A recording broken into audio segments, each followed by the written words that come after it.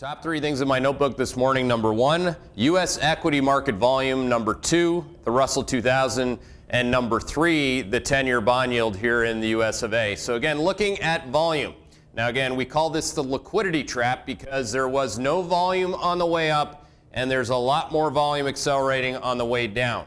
So yesterday on the down move with the Russell 2000 hitting a fresh 3-month low and really collapsing from where it topped on July the 7th at 12,008. You saw total U.S. equity market volume, and we model this including dark pool volume, up 26% versus the 3-month average. So again, on the down move, people have to use the windows. On the way up, it's a beautiful elevator of storytelling, but I got to tell you, performance out there is not beautiful. Russell 2000, again, just to outline that, we're down for the 5th consecutive week, and now people are talking about death crosses and this and that. Again, if you're using moving monkeys as a risk management process, we will make fun of you just because it does not work on a lag. So again, what you want to be doing is looking at the rate of change in things like U.S. growth, looking at expectations relative to those growth expectations in the marketplace, and looking at the Russell 2000 doing what it's been doing since July the 7th.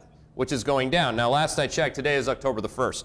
Looking at no support for the Russell 2000 to 1090, but that's just like an immediate term level of support. It is definitively broken across all three risk management durations at Hedgeye, which include the trade, the trend, and the tail. Now, the 10-year bond yield, this is the third thing, absolutely agrees with that. Don't forget that the 10-year bond yield is down 18% for the year to date. In TLT terms, which many of you are along, fully loaded with interest payments, you are up 17% for the year to date. Now, versus the Russell, which is down 5.5%, that is a pretty darn good year. Now, what is it telling you? It is telling you to watch out below in terms of growth expectations. That can be on this jobs report, don't forget, on Friday. It can be that. It can be the Q3 GDP report. It can be both. So again, as growth surprises on the downside, the 10-year bond yield falls, yield spreads compress, and people start to sell. That is not different this time.